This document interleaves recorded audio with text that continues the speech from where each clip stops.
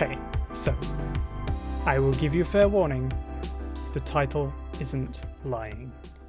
This video is about a very significant bodily function that some folks may not want to know about, so if you are at all squeamish about that, please don't make yourself watch this.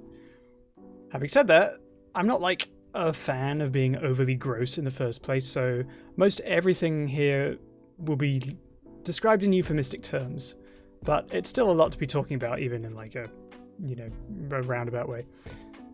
But if you're already sitting comfortably, I guess, because I certainly wasn't. Here's the story of my first laxative that nobody asked for. A few weekends ago, I was suffering from some significant abdominal pain. It's fairly unusual for me because, thanks to years of acid reflux, my body has a decent regularity to it and a begrudging efficiency that sometimes works in my favour and other times doesn't. Not exactly enough to set your watch to, but a comfortable affirmation that yes, it is in fact working more or less as it should in that regard. However, that day, it did not. I wasn't sure why, and had to pull back the threads of time to find the perfect storm of circumstances that led to this moment, and came to a very embarrassing conclusion. I was constipated. Turns out, if you don't drink enough water while you're on spironolactone, this is a thing that can happen along with kidney stones. I'm kind of glad in the way it was the former and not the latter, because there are certain things I am totally happy not experiencing in my life ever again at all, and I will try very hard to keep that from happening. As bodily experiences go, constipation is definitely not high on the list either, to be honest, but so far, I've survived. It did continue through the day, however, and only got worse. I felt nauseous, bloated, swollen, and my anxious over-imagination began wondering what if it was, say, a blockage or some other acute intestinal problem that would have left me spontaneously exploded over the living room walls. As much as I'd like to have the same kind of platform as Markiplier, I would prefer to do so without the kind of medical problems he's had to suffer through, and I hope that he never has to again, honestly. It was for these reasons, and for seeking some kind of physical relief as well as a break from my own catastrophizing, that I decided to use a laxative. Laxatives are something I had never experienced before. I'd seen the effect they had on people in movies, and assumed, generally, that this was just theatre, overblown reactions. Nobody reacts that way, surely, and it can't feel that bad. Those things were at the forefront of my mind as I read over the package for this specific brand, Dukalax. And this is Dukalax Fast Relief, which, by the grace of any deity you care to mention, is not a sponsor. And if I ever need or use this as much as to make a sponsorship from them necessary, please just book me into the fucking hospital, okay? It's a very nice box, in truth. Very serene design of green and white, making it look a lot like a brochure for a beautician's office, with its gentle sweeping curves and complete dissociation from the events that would transpire once in contact with its practical application. I mean, I guess you don't want laxative to graphically advertise their function on the box, I guess, but you gotta know what you're in for. Now, this Dukalax promises 4 things in its tagline: gentle, predictable, fast, relief. I can tell you it almost succeeded in one of those things. And you will find out which one that was very shortly, if it was not already obvious. I'm used to medicines coming with some CVS receipt/treasure map kind of artifact that folds out with anything you're supposed to apply to yourself or ingest. But no, Dukalax has it all figured out. It is that simple. Everything you need to know is on the box. The directions are thus: adults and children 12 years of age and over, because presumably anyone under this age would spontaneously vaporize, 1 suppository in a single daily dose. I'm glad they put that limit on it, because I don't think anyone could legitimately survive more than 1 of these a day. Peel open plastic. Always advisable. Insert suppository into rectum. Insert suppository well into rectum. Well as in deeply or firmly, not well as in like suppository well, like you throw a coin into something and just wish for your ass to become unclogged, although I guess that's not a dissimilar mechanism. Pointed end first. Thank gods for that clarification, because who knows what would happen if you didn't. Retain about 15 to 20 minutes. Retain, for being such an innocuous word in this sentence, is possibly the platinum level challenge of this entire achievement setup here. But even before I got to that stage, I had to overcome the hurdle of insertion.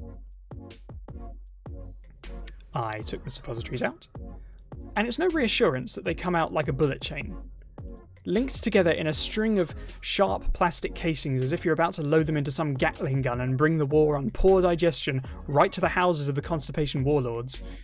As I did not currently have access to my suppository minigun, trapped as I was in my poorly lit bathroom, I opted for a single shot, tore it appropriately from the chain, and opened it. It looks like half a Crayola that has its die missing. It has a pointy end, as promised, and a strange, vaguely aesthetic conical indent on its base. Not altogether unpleasant, but the waxiness of it lends itself towards the slimy if you think about it too much, which I absolutely did, because, yep, it's going in. And I would say one way or another here, but literally it can only go in one way, in one place, and when this is your option, this is your only option. Despite what my streams might otherwise suggest to you in banter and jokes about foxes and bottom text or whatever, my nethers are a somewhat virginal place. I'm a little protective of them for many reasons, so staring down at this wax bullet about to take my no-entry cherry away was very intimidating. But by then, I had reached the point of such panic and discomfort that if a set of barbecue tongs had promised to pull out the gremlin that had embedded itself in my colon and lift the curse of pain from my abdomen, I would have marched myself into the kitchen right then and there. I am happier, however, for the FDA-approved suppository method in the meantime. Mostly. I assumed the position and pushed. And that was by far the easiest and least unpleasant part of the process. Now came the waiting game. Despite the box's promise of predictable, I think inevitable gives a much more succinct overview of the emotions you go through when waiting for this to happen. Because predictable suggests a degree of voluntary reticence to a foreseen outcome. Inevitable is the sinister approach of an inexorable fate over which you have no control, and that was by far my prevailing feeling.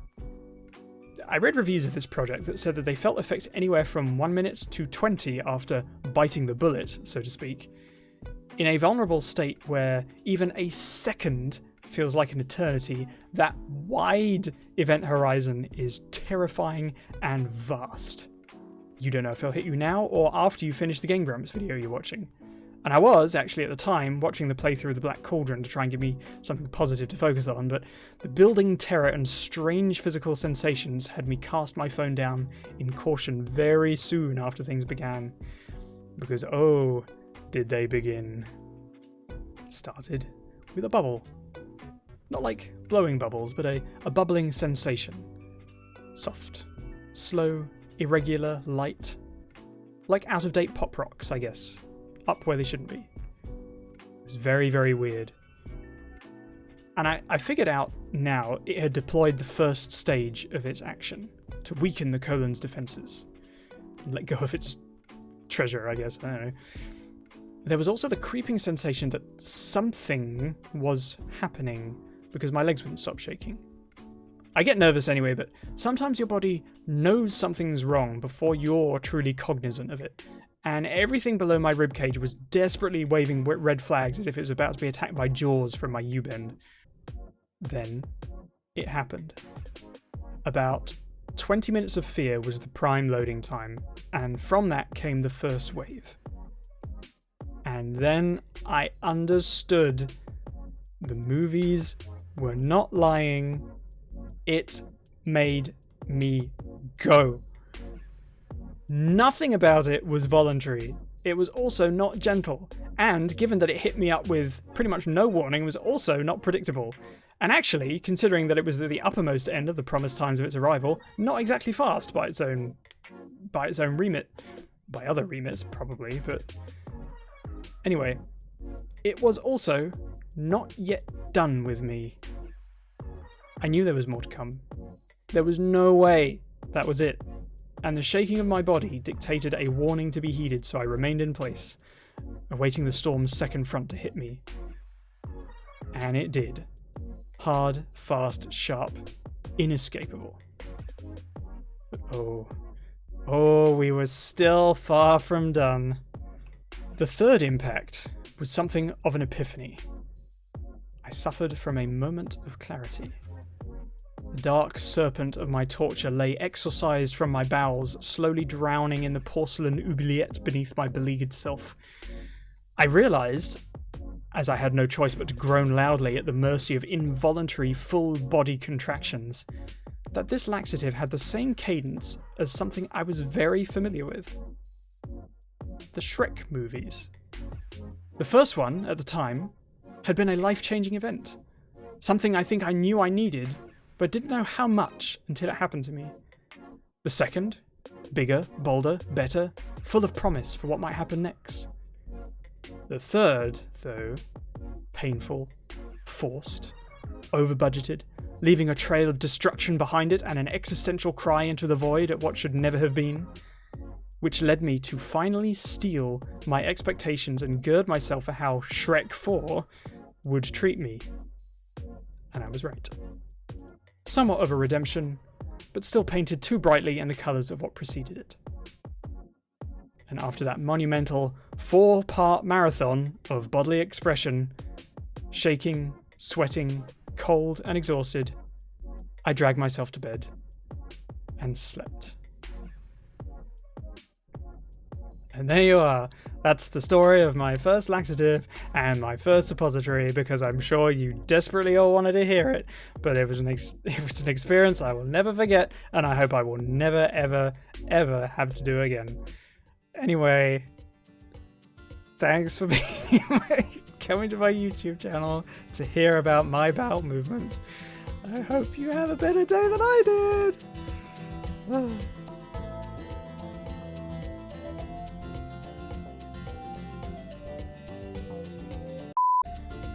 You know, I almost named this the first time I ever shoved something up my arse, but firstly, I didn't want it to be restricted on YouTube, and secondly, I didn't think anyone would believe me.